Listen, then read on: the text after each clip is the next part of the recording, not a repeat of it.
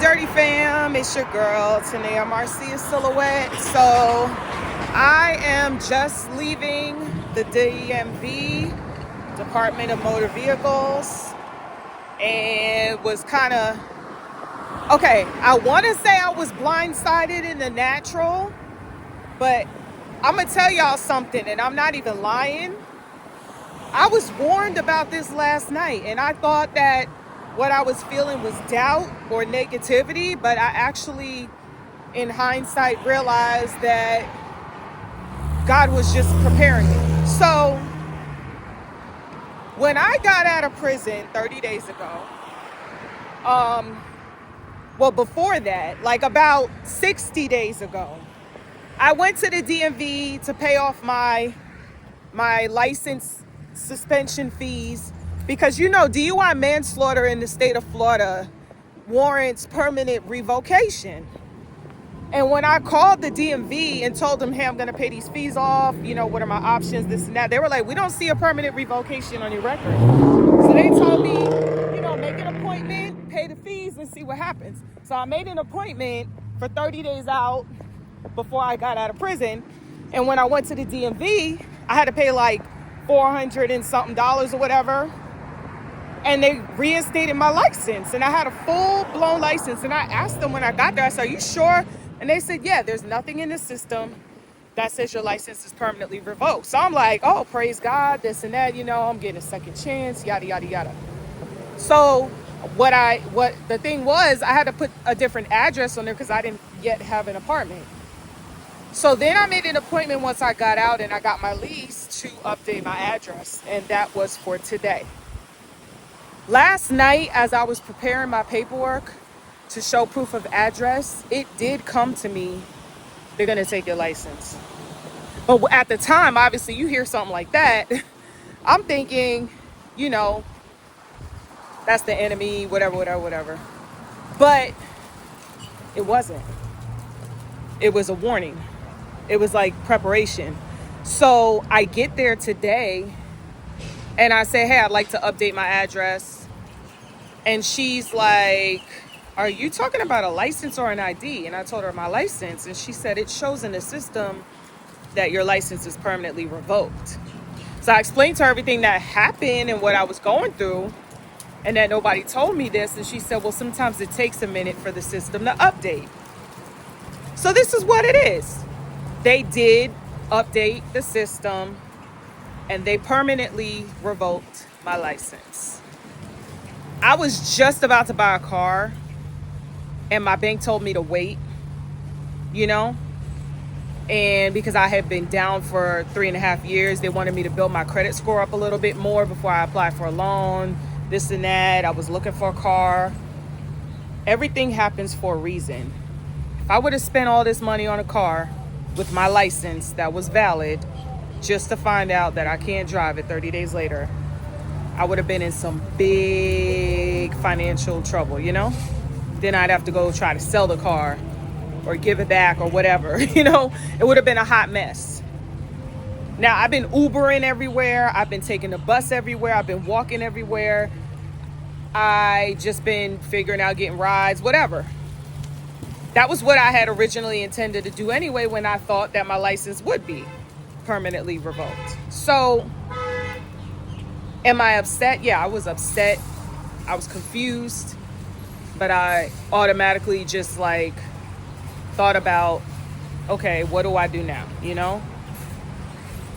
Am I feeling any kind of negative thoughts right now? No. I'm just like this. I'm free. You know, I'm still on probation, but I'm free. I got my health. God is blessing me in ways that I don't think that things are going to be the way I think they are, if that makes sense. So just because this door is closed does not mean that another door is not going to be open. This is not the way that he wants me to move. It wasn't meant for me to get a car. Maybe there's a reason for that. Maybe I don't need to be driving. I know sometimes when I ride in the passenger seat of vehicles, I still feel a little kind of way because, you know, if you've ever been in an accident, you know that it could be scary. Maybe he doesn't want me driving. Maybe I don't deserve to drive. I don't deserve to drive, actually, because, look what I did with the freedom I had. So either way, there are some times where God just keeps you humble. He said, listen, you did your time, right? But some privileges I'm not going to give back to you, because when you had the privileges, you were not a good steward of them. I was not a good steward of my driving privileges. So the chastisement continues. And that's the thing that we have to understand. The mercy has already been given. The grace has already been given. The punishment has already been given. But just because I'm now out of prison doesn't mean that that was my total punishment. The chastisement continues. There are certain things and blessings that I will not be able to partake in anymore because I was not a good steward of it before. So what I'm telling y'all is this. Anytime something happens, you have to look at the spiritual side of things. And you have to be realistic about it when you're looking at it. Not just to be all up in the clouds or fake. You gotta apply the word to your life even when you don't want to, even when it's not in your favor, or it seems like it's not in your favor, even when it seems like it's not going the way you wanted it to go. You have to really think about, Lord, what is happening? How do you want me to respond so that at the end of the day, Lord, you will still be glorified? So how do I feel right now? I feel like, okay, God, I was moving in a way that you didn't want me to move. Now let me line up with you on this thing. How do you want me to get back and forth? Because I have my office in Fort Lauderdale. I got my place in Hollywood. So I'm like 30 minutes between my office and my place. You want me to continue Ubering, or what does my transportation look like? You tell me, and he will order my steps. So that is the message that I have for y'all right now about this situation. But I did want to give y'all an update on what's going on. Always want to be transparent and honest in this journey, because one of the things that we teach is that these are the consequences of the actions that we take. So you have to make sure when you make these split-second decisions based on feelings, these are the consequences that come along with it. So everything you do, if it doesn't glorify God, you shouldn't be doing it, because you will suffer the consequences. He is going to catch up to you. So you really want to live that life, then that's what happens. Thank God I'm still living. So take that into consideration, because your life is going to be affected one way or another. All right, I will talk to y'all in a minute. I'm going to go inside of Walmart and look at some things for the house, and I'll see you in there. Peace.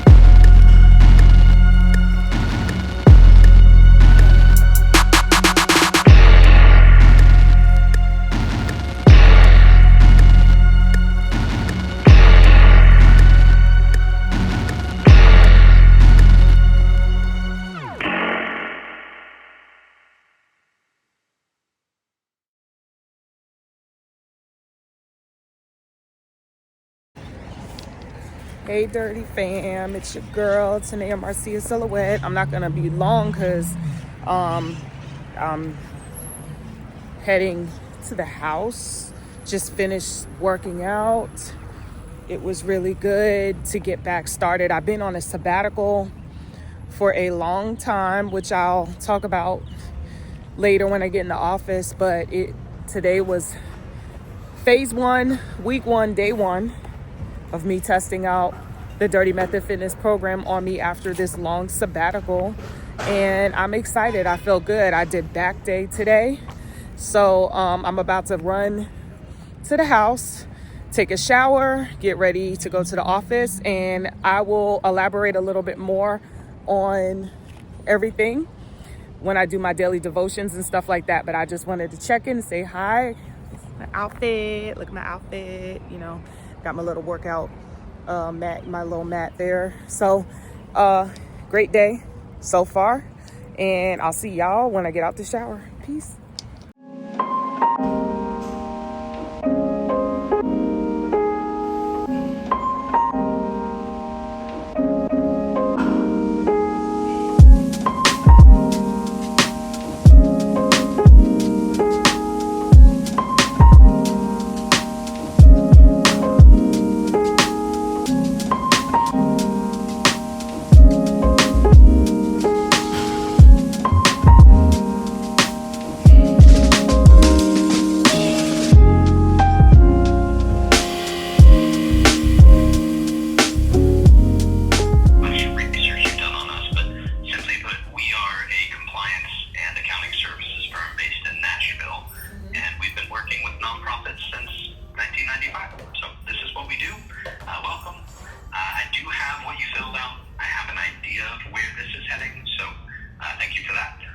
Ultimately, the purpose of this call is just for me to get a better understanding of the work that your nonprofit would be doing, and then for me to briefly share how we can help you in accomplishing that, and if it is a good fit, to get you scheduled for next steps.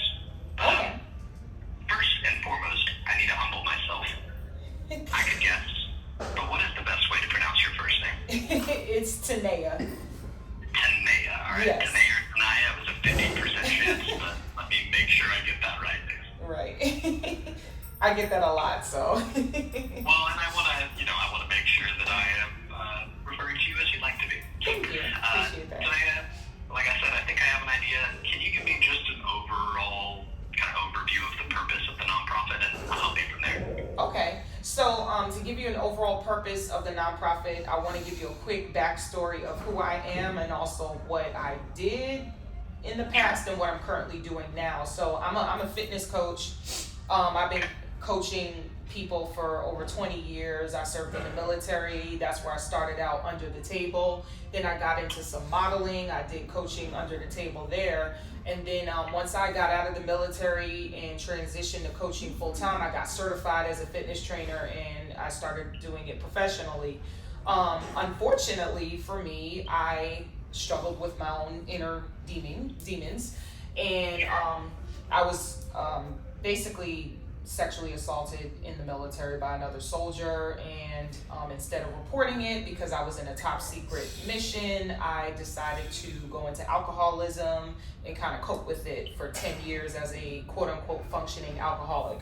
And long story short, I thought I was doing really well, I'm using air quotes, by only drinking at my house, whatever, but that caught up to me, and one day I decided, for some dumb reason, because my judgment was impaired, to get behind the wheel of a vehicle, and unfortunately I took somebody's life. So I served some time in prison for that, and when I got out of prison recently, I told the judge when they sentenced me, because they gave me a very light sentence considering what I could have gotten. And they asked me, what are you going to do when you get out? And I said, well, I'm a fitness coach. Like, I was, playing the game. I mean, I was coaching everybody on their issues and dealing with my own stuff behind closed doors. And so when I get out, I want to do this thing for real and try to help people, not only with physical fitness, because obviously that's the main vehicle, is nutritional and physical fitness. That's what people come to me for, because I'm a bodybuilder. But I also did a little bit of mental fitness coaching, and I'm not like a doctor or anything, so I don't treat, prevent, mitigate, cure disease or whatever. I just coach, right? So the scope is coaching people, but not prescribing anything in any of these areas of their life. But I did find that over these 20 years that I've been dealing with people, a lot of times if I'm telling them, pick up the dumbbell, do it the way I tell you to do it, and they're struggling, it's because they're dealing with something going on, whether that's nutrition, mental health, financial stuff, their spouse get on their nerves, whatever it is. And then I end up, coaching them unofficially in that area to get them to focus. So I ended up becoming like an unofficial life coach.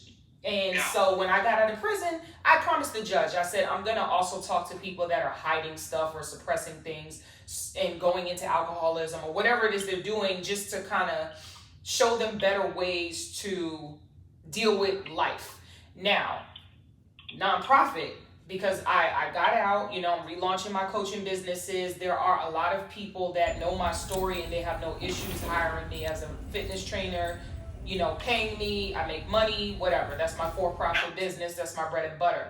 But a lot of these other people that are reaching out to me are women that I either served time with in prison, or I meet along the way who also have these issues and may not financially be able to pay the fees. Because to be honest, most people think, and it's true in some areas, fitness coaching is a luxury. It's not like you wake up and you're like, oh, I need this the way I need groceries. So people want to pay for this, but do they have the funds? And so if I'm dealing with somebody who just got out of prison just like me and they're getting back on their feet, they definitely need what I have to offer because they just got out of prison. So they're trying to get their life together. But realistically, they're labeled a convicted felon. Do you even have the money? You probably work like a $10 an hour job somewhere. Like most of them don't have the money. So I want to create a nonprofit that can basically mirror what my for-profit business does for people. And I say people because it's targeting convicted felons and also eventually wanting to go into the prisons to the people that are still incarcerated, because I did coach people while I was incarcerated, but I didn't charge them, even though I could have under the table, but I just didn't feel right doing that because people need that money to eat. So that's what sparked this idea, is that everyone had a hustle in prison, and I'm a hustler. I'm a business person, but I didn't feel right doing that for people that are in disadvantaged situations. So how can I legally fund a nonprofit? And this is where I'm rambling, but this is where I said in the thing that I sent you, because my ultimate goal is to not only coach my own people, but my for-profit business, I want to scale it. I don't know if you're familiar with CrossFit, but I want to scale the business to the point where I have other coaches that I license out my program and the specific method that I use so that they can launch their own businesses and do the same thing. So my for-profit business will be making money off of licensing fees, and then eventually I won't have to do any one-on-one coaching myself. Now, this is where I have a question for you, because I've launched a holding company. I have all these subsidiaries that are LLCs. I know how to do all of that, but nonprofit is tricky. And because I'm in the beginning stages right now, I'm the only single member LLC. Well, I'm an S corporation, right? For my holding company. And then all my subsidiaries are single member LLCs. I'm the only one employed, right? So I'm benefiting off of my business, right, as a W-2 employee.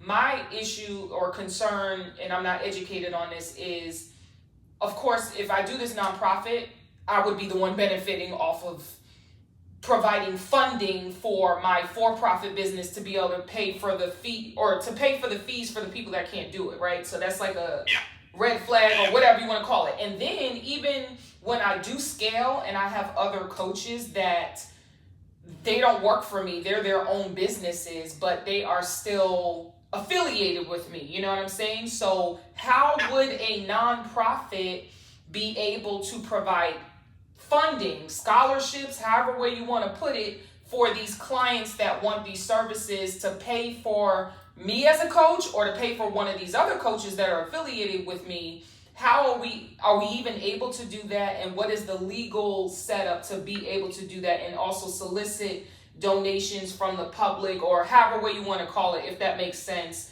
where everything is compliant and I'm not like, the government's not looking at me crazy like, oh, you just trying to pay yourself. But it's like, I'm just trying to provide services. So that's the long-winded version, but I wanted you to understand like the reasoning and which way I'm supposed to structure this.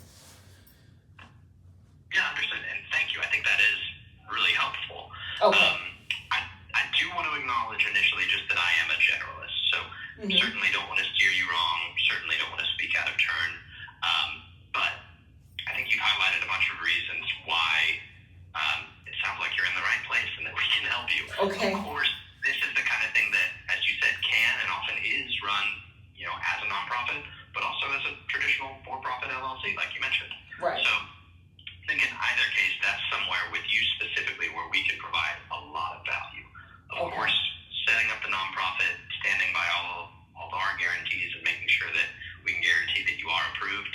But in your case, anytime you have an LLC working with a nonprofit or alongside, making sure that that is done in a way that's compliant, because you're right, you can't, essentially it needs to be a one-way funnel.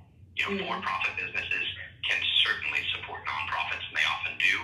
Nonprofits, that's where it has to be a one-way funnel, though. Nonprofits can't just funnel business to your business or any other business for that matter, or any other person. So that's where I think in your case it's going to be a combination most likely of probably retaining an LLC, but also having a nonprofit for the parts of this that are compliant with nonprofits, and making sure that we're very clear in guiding you where those can work together and where they absolutely can't, or what that needs to look like. So in that sense, again, this is something that we do all the time. I just don't want to steer you wrong without knowing all of that information, and that's kind of just what that next call is for, to answer your questions. And then specifically, I think I have enough here almost anyway to give you some estimates, but the next call is mostly going to be a chance to answer your questions and talk through your concerns, and then for a sales advisor to be able to identify exactly what structure is going to make the most sense for you, and ultimately get into deliverables. Now, we're going to help you accomplish all of this. I will ask you this, as far as the timing, and again, it sounds like you're in the right place, but as far as timing, is there an official launch of the nonprofit in your mind, or is it as soon as possible? What does that look like? It's whenever we iron everything out. I'm just now relaunching all of the businesses as of February and March, all of the for-profit businesses. So this is, because I literally just got out in February. So I'm not rushing. Say again? And just congratulations and welcome back. Thank you. I appreciate that. So I'm not in a rush because everything is basically new, but I just want to make sure once everything is ironed out, then I can map out a plan and get everything formalized, because I think obviously the sooner the better when you create an entity, so then it has time to age, then you can do whatever you need to do after that.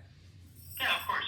And our, no rush or obligation from us, but our pace really is going to be as soon as possible based on what we have. And then ultimately, guiding you through state and federal parts of the process. And we'll do that as efficiently as we can, but, it is the IRS, so they are not typically in any kind of rush. So that's what we're obviously going to be helping you with, preventing any kind of delays or red flags from that. I think I have enough here to give you some estimates. Again, certainly want to defer to a sales advisor and their ability to customize this, but what you've described sounds like it's a public charity. And for our services, we would guide you through both the state and the federal parts of the process. And we'd be working with you throughout that whole year to ensure that you're fully approved and tax exempt, but also that you're compliant going forward at the state and federal levels where you need to be. Typically, public charities doing this kind of work will land between about $2,500 and about $3,900, about $3,900, with most public charities doing this work landing in the middle of that range based on what is ultimately a best fit and required for these kinds of organizations. But does that sound like it's in range of budget, and does it sound like a good fit for the services that you're looking for?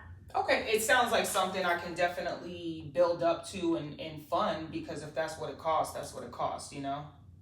Yeah, and transparently, the next call is to answer your questions and ultimately land on what that final number and best path forward is in your case. Once we have that, if it helps, we do have the option of setting up a payment plan or breaking that cost up over time if that helps with budgeting. Okay, sounds good. But yeah, if it sounds good, I think that you'd be a good candidate. So happy to set up that next call and we can dig in from there and you can make that decision once you have all that information. Okay, yes, I'm definitely interested. Okay. Do you have anyone else that you would want to bring in for that call, or would you rather just hold that call and then bring that information back to the group? Yeah, it's just me right now, so, okay. Yeah. And that's okay too. Yeah, no, like I said, no rush or obligation on our end. Okay. And then I have you in Florida. Are you in Eastern time where you are? Yes. Okay. We're in Nashville, so we're just an hour behind. But okay. Let me see what kind of options we have, and happy to get that scheduled from there. Sounds good. Give me just a second. My calendar's taking its slow time today. I appreciate your patience here. No problem. There we are. Okay, so it looks like we're full today, but I've got options as early as tomorrow, if that would work for you. Looks like I've got a 10:30 and then options between noon and 12:30 or between 3 and about 4:30 in the afternoon tomorrow. Let's do 3 to be safe. Sure. And it's about a 30-minute call, so 3 to 3:30, all right? Yes, that's good. Okay. Let me grab that, and then give me just another moment, and I will get you a confirmation email to what looks like DurtieBrands@gmail.com. Correct. All right, so I will send it there. And for this next call, you're going to be speaking with Jim Powell. He's one of our senior sales advisors. Okay. And these are normally phone calls at this point. Is this 813-391 the best number to reach you? Yes. All right, very good. So I'll get it set up as a call there. I think the only other thing to mention is we're based out of Nashville, so that will be a 615 area code at that time. And then should be about 30 minutes with Jim to go over any questions, map out what that path forward looks like, and how we're going to help you achieve all of this. So again, really appreciate you sharing and the time today, and more importantly, the work you're doing and the chance to help you make this thing official going forward. I appreciate it. Thank you so much. I appreciate that. Yeah, of course. Well, hopefully the rest of the day is kind, and it's a good call tomorrow, and we'll go from there after that. But again, thank you for the work you're doing. I appreciate it. Thank you, and I'll talk to you tomorrow. You're going to be there too, right? I am not, and that's probably a good thing. I know maybe more than the average person, but still way less than the average foundation group employee, so you're in good hands with Jim over there. Okay. Well, thank you so much for your help. I appreciate it. Yeah, likewise. Have a great rest of the day. Okay. You too. Will do. Bye. Okay. It will be worth it. Oh, we'll see what happens.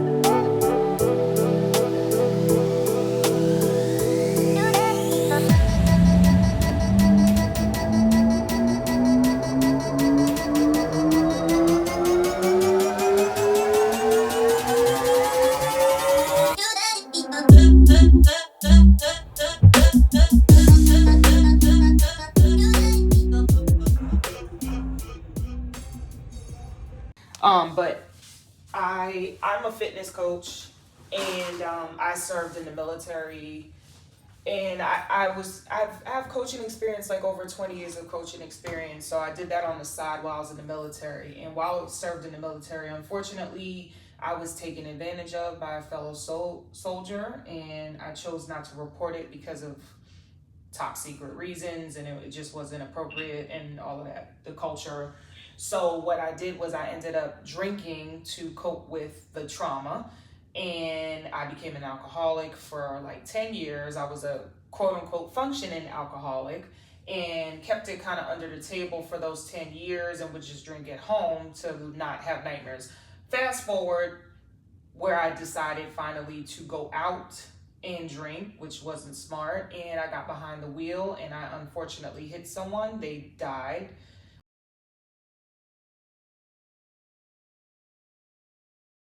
So I did get sentenced to prison for DUI manslaughter, and the accident was in 2020, and I ended up getting sentenced in 2021 because of COVID. Everything was shut down.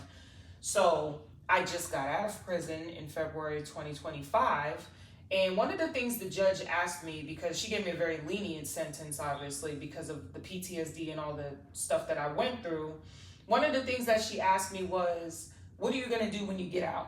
And I told her, me coming from a military background, and one of the many reasons why I didn't report what happened to me is because we were trained not to talk about issues like that. Just suck it up, deal with it, whatever, cope however you want to cope, which is obviously not always healthy.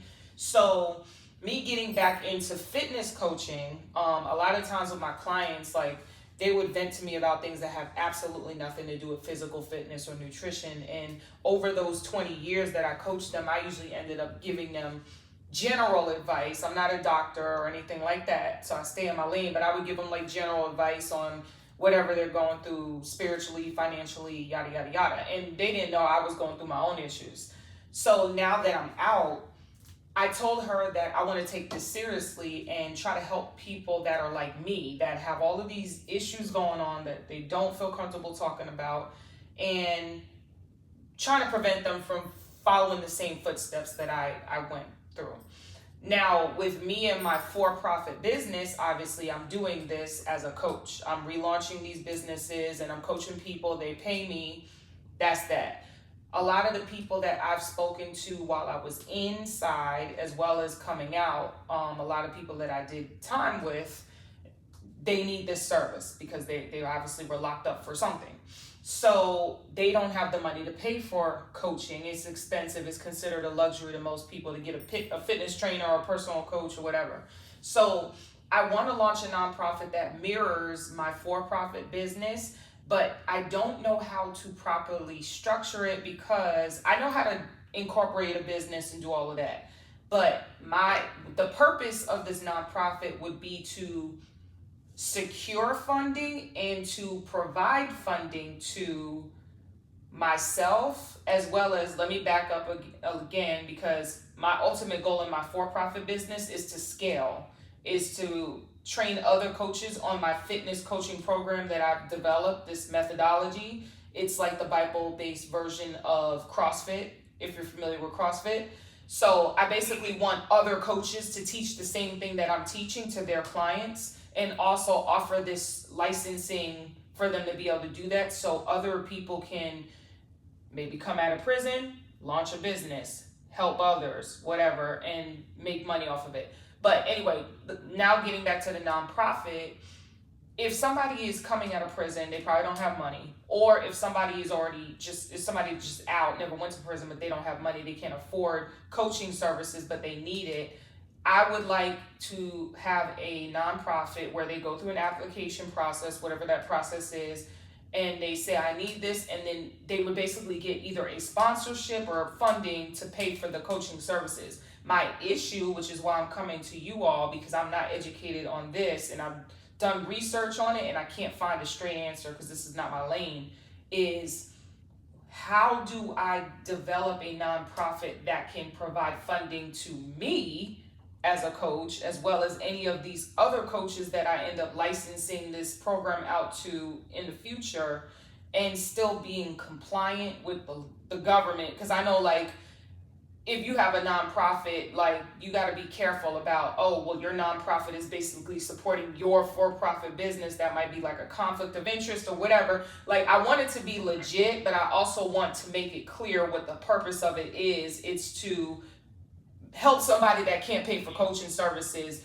And I right now am I'm a single member LLC. I have a holding company that's a corporation, it's an S corporation, and then I have multiple subsidiary LLCs that are all for profits underneath this holding company. But I'm the only one I'm the only member, and I'm a W-2 employee of my parent company. So that's my legal structure of all of my for-profit businesses, and all of these for-profit businesses support this main mission. And so I need a nonprofit, like I said, to provide funding to those that wouldn't be able to afford paying me the normal way, but I don't want to do it in a way that's going to jeopardize any kind of legal stuff. And then also, and I'm about to be done, but when I scale in 5 years and I have all of these other coaches that are licensed to teach my program, doing their own business, they're not employees of me, but they would be paying me licensing fees to use my coaching program, so they would be affiliated with me. I would also need for them to be able to qualify to use the funding from this nonprofit as well, because they're all supporting the same mission, which is to help these people that can't afford services be able to get the services, if that makes sense. Okay. All right. Well, I do appreciate you sharing this information with me, because it definitely helps me understand a little bit more about your organization. So, yeah, I've heard a few things that I have a concern about, and I'll just bring those up. First of all, when a nonprofit is formed, and you mentioned yourself, it can't support your for-profit. So essentially what would happen is the organization would provide support for individuals that need this type of education, therapy, training, whatever you want to call it. Mm-hmm. But the individual that receives the funding must be able to use that as they see fit. That it can't be just directed to your for-profit. Okay. So someone says, hey, maybe the sports they want to do is they want to do martial arts. Mm-hmm. It's still to help them with their therapy, their trauma that they're going through, things to help them out. So the money would be used for that, because that's what that individual works for them. So while you can set up a nonprofit that would go alongside your for-profit, that nonprofit cannot funnel people just to your for-profit. Okay. So that's one concern. Another concern is, and yes, you can certainly start a nonprofit, but a nonprofit, while you have a sole member LLC, a nonprofit still has to have a board. Mm-hmm. Right. And that board must meet IRS guidelines. Now, the guidelines are minimal, but still very important. Number one, a minimum of 3 people serving on the board. Okay. Now, you can have as many people on the board as you wish, but you have to have at least 3. But there's an additional regulation that the majority of your board, and this is a simple majority, 51% or more of the board must be non-related by blood, by marriage, or by an existing, continuing for-profit business relationship. Okay. So it's a little different than the LLC. LLC, you're the sole member. You're the only person. You're the employee. That's perfectly fine. But with a nonprofit, and specifically 501c3, while you can have a sole member, you still have to have a board. So that sole member would appoint a board that meets the IRS guidelines. Does that make sense? Yes. Okay. Now, as far as compensation goes, you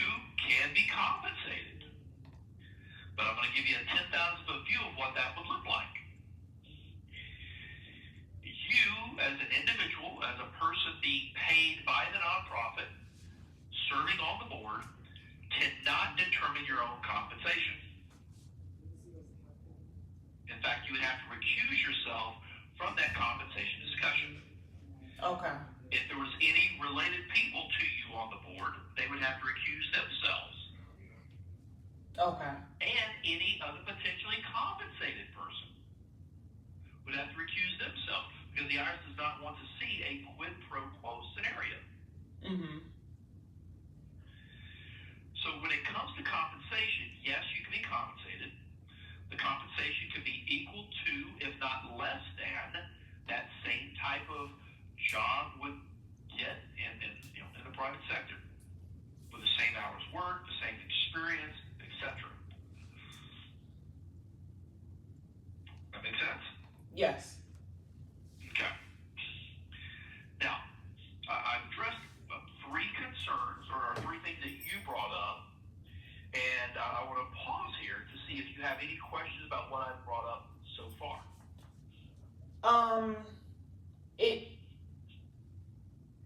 Are these specific to a 501c3, or are these specific to any type of nonprofit? Well, see, all a nonprofit is a corporate structure that is formed for a purpose, that is governed by a board and not owned. So that's all a nonprofit is. 501c3, that's the tax exemption. So you can actually have a nonprofit that is not a charitable organization. Right. It's not a tax exempt organization. Now, I don't know why you would do that, because there's other, structures that may be a better fit. But the nonprofit is just the entity that's getting that tax exempt status. Yeah, because that's what that's the extent of the research that I've done and was able to understand when I thought about these things, because I saw, I read through multiple websites where it said basically what you're telling me as far as the conflict of interest and the limitations of a 501c3. So then I was trying to figure out if this is even possible at all, and if it is, then what would that look like legally to make sure that everything is legit and is still serving the purpose it's supposed to serve. Right. And here's the thing, and I tell everybody this, a tax-exempt nonprofit may not be the best fit. And that's perfectly fine. There's no right or wrong answer there. Right. You can make a difference in the lives of people and still be a for-profit. But if you're looking for tax exemption, and that's the big linchpin here, is the fact that everything falls on the board. So the ownership that you have in your LLC is now ceded to a group of individuals that will oversee the nonprofit. And again, the nonprofit must further its purpose and only support that purpose. It cannot support the for-profit in any way, shape, or form. Okay. So in your expert opinion, with the information that you have, what structure do you think would be best? Would it be like a private foundation? Well, I wouldn't say a private foundation, because a private foundation, unless you're funding this yourself. Now, are you planning on funding this yourself, or are you planning on having the public support for what you're doing? I ultimately would want the public support, but obviously in the onset I might have to fund it myself, as like to show, what we're trying to do. You can do that, but the public support, if you do a public charity, at least a third of the revenue will be coming from the public at large through donations, events, etc. Now, you have time to build up that public support. You've got 6 years to do that. Okay. Because a lot of times we'll start an organization, and initially it's funded by the founder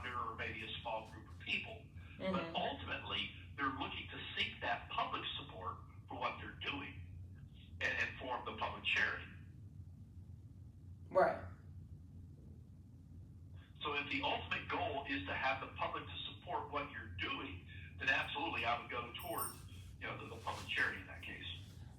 But if we did that, how would I be able to, because this is solely for, well, I'm not going to say solely, but primarily for paying for the services.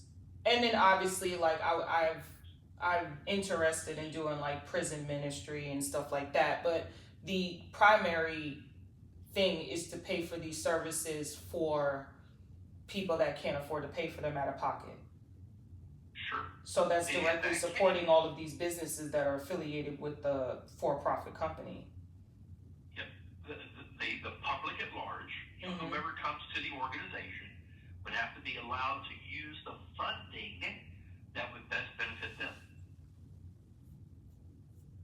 And the reason why I hesitate with that, funds are specifically for this particular organization, this particular business, and that's where that public free will comes in, and that's the IRS wants to see that this individual, this organization is being formed to support individuals that cannot afford various therapies or education, things along those lines, but they cannot be used specifically for a for-profit business, especially if that business owner is on the board of directors. That's where the IRS is going to see a conflict. That public funds are being used to fund a for-profit that is owned by a board member. That's why they have to be allowed to use those funds as they see fit. Now, they can still go to that for-profit business and use those funds for that, but they cannot be enticed to do that. They cannot be demanded to do that.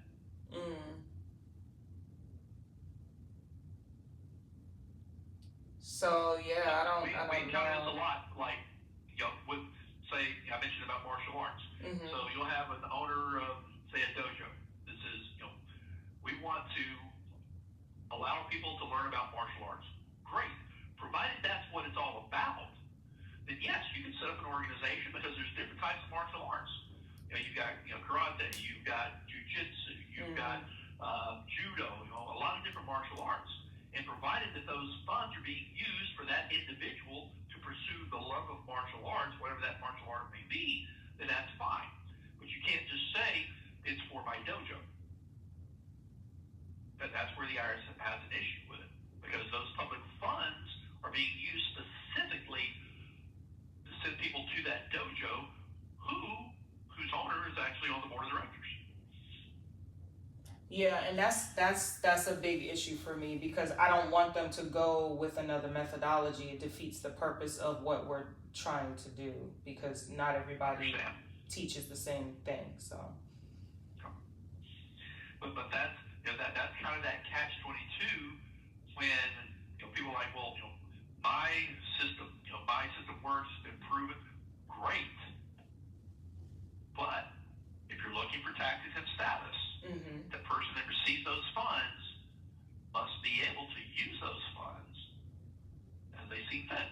Now, again, if they could go to the for-profit, that's perfectly fine, but they can't be enticed, encouraged, or demanded that they use those funds specifically for that for-profit business.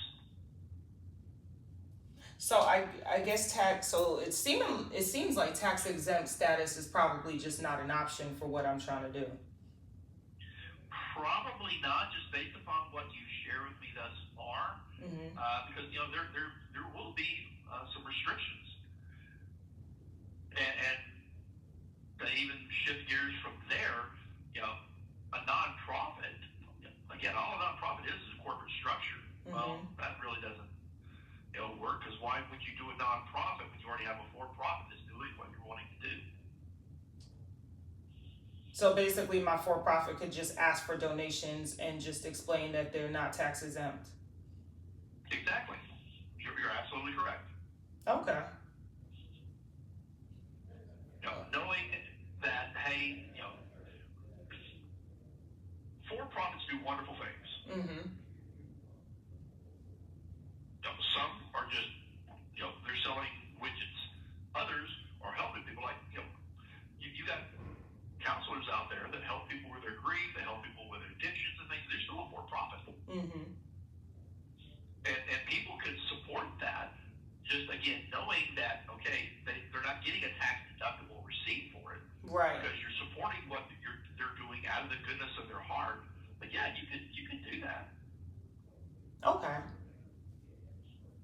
Yeah, because I don't want to do anything that's, out of line. So. Absolutely. No, I totally understand. Yeah, and that's why when I talk to people, I'm like, I understand your intention. Mm-hmm. You have a great intention. You want to help people. I know that. But when we're dealing with the IRS, it's not about your intentions. It's about how you're operating the organization in compliance with the IRS rules when it comes to tax exemption. Right. Okay. I know it's probably not what you wanted to hear, but I don't want to blow smoke. I want to be upfront with you. Yeah. About some of the things. That way, you know exactly what you're looking at. Now, if that changes, hey, reach back out to us. We're not going anywhere. Mm-hmm. We've been around for 30 years now, so know for a fact that you're going to get good counseling. You're going to get excellent information with experience. I've been in Foundation Group almost 10 years now. So, okay. So I've talked to a lot of people. I know what the IRS looks for. I know what they approve, what they have red flags about. So I'm just trying to be proactive with you instead of going down a path that eventually makes these roadblocks. Right. I really appreciate that. This has been very helpful, and it's been educational as well. So thank you. Yeah, no, not a problem at all. If things change, if you decide, okay, yes, you want to pursue the tax exemption, don't hesitate to reach out. You've got our contact information. Okay, sounds good. Thank you.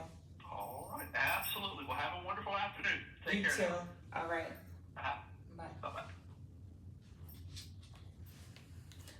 See, this is why it is always important to consult with people that are educated in a specific topic that you are researching to make sure that you make the best decisions for your businesses without just going down a path that's not even helpful. So there's that.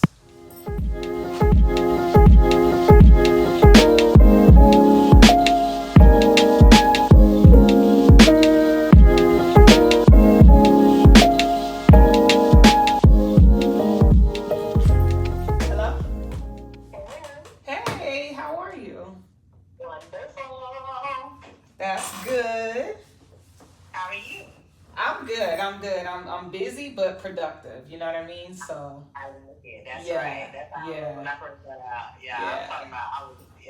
I just got off the phone with my app developer, so things are moving. I'm just they're like the backend company to my branding agency, because my branding agency is gonna be doing my website and my app and everything. So they're like my hosting and all of that. So.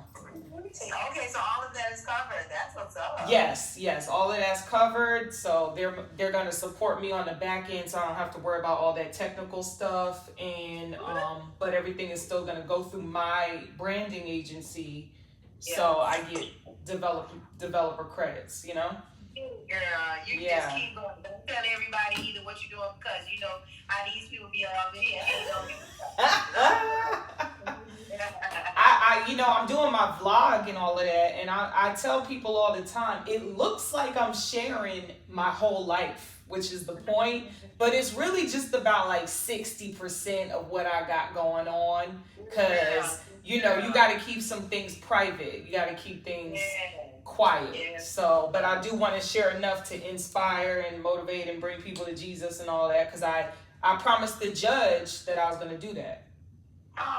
Yeah, she told me that because she gave me that short sentence, and she was like, okay, so I'm going to give you the minimum, but what are you going to do when you get out? And I told her, I said, I'm going to share the glory of God and basically look for people like me that are hard-headed and try to get them to understand that they need to stop what they're doing and, turn around, focus on God, and don't get sucked into thinking you can do everything by yourself, because if you do, then you're going to end up like me, prideful and all the way at the bottom, had to get sat down, because for 10 years, people have been trying to sit me down and I wouldn't listen. I ain't having you about to make me cry. Yeah, we're supposed to be talking about you though, not me. I'm so proud of you, Thank you. It takes a lot to get there. People don't understand what we have to ago, but we're still going through. Yeah. And we're through in that place. Like, people really don't get it. For real. That's it. That's it right there. Like, they don't get it. And I realize that. Dang. Well, let's get down to the nitty-gritty. Yes, yes. So, what, I know you're trying to switch up some things with your job and all of that, but currently, like, your current situation, well, first let me ask, like, I know what your fitness goals are. Right now, your focus is on fat loss. So that's like your primary goal. And then once you hit a certain weight, then we can switch up after that point and go into either muscle gain or maintenance, depending on what the way you look and how you feel about things aesthetically. So that's that. I know that. But how soon are you looking to get started? And with your current situation, how many days per week are you willing to commit to?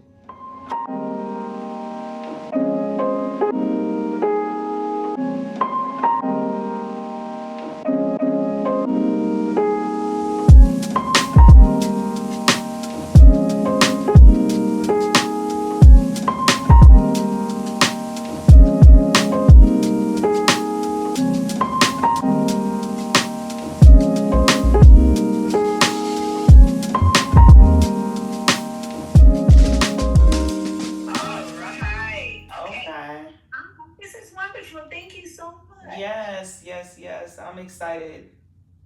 This is going to be wonderful. I'm going to be sexy, slim, and trim, and emotionally, and physically, and financially, and all the other pillars fit. I know that's right. See, one thing about you, you're going to promote the business because you always do. Yeah, I do. You always do.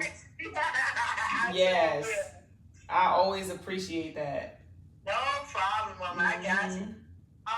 Let me see.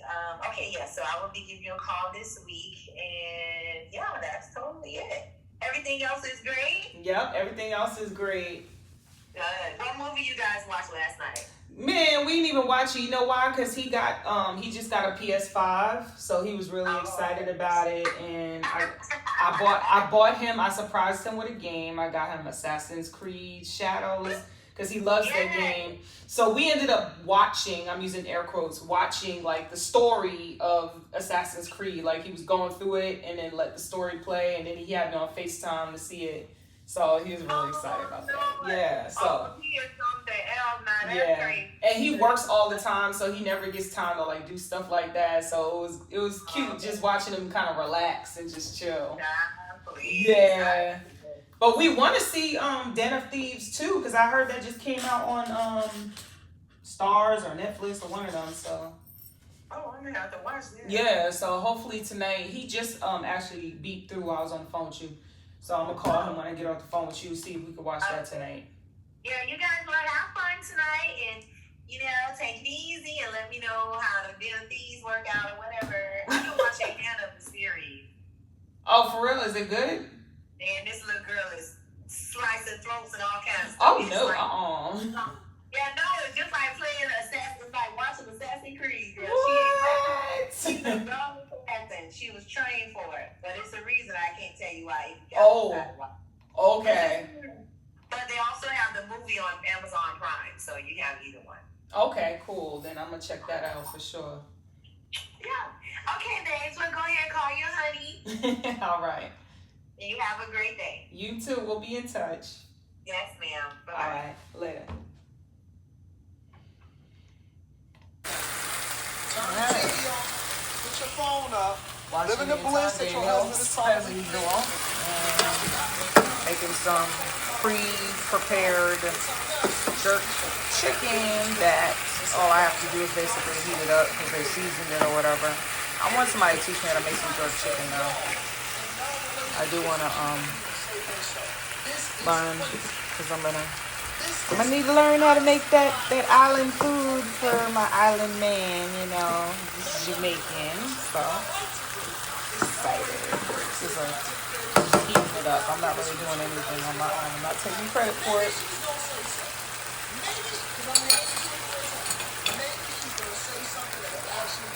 So let's let that do its thing for 5 to 7 minutes. Then I'm gonna put some water in it, let it simmer for an hour, and then that'll be that.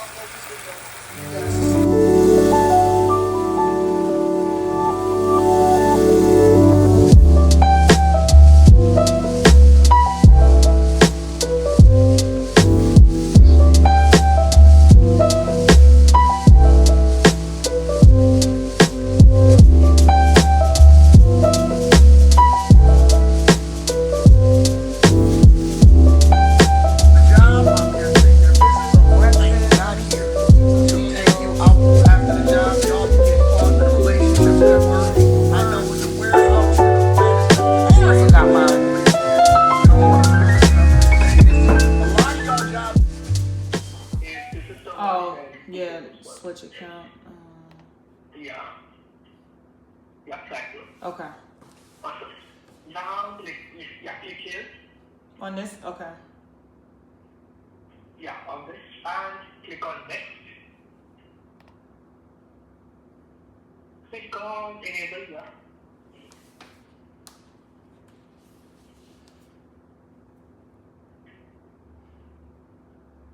Okay, now go to those 3 lines again beside Google Cloud.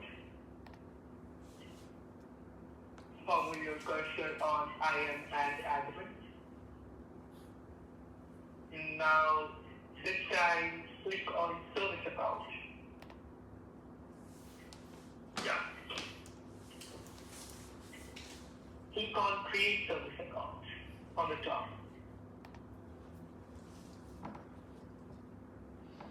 Give your app name over here. Right here? Yeah, over there. Yes.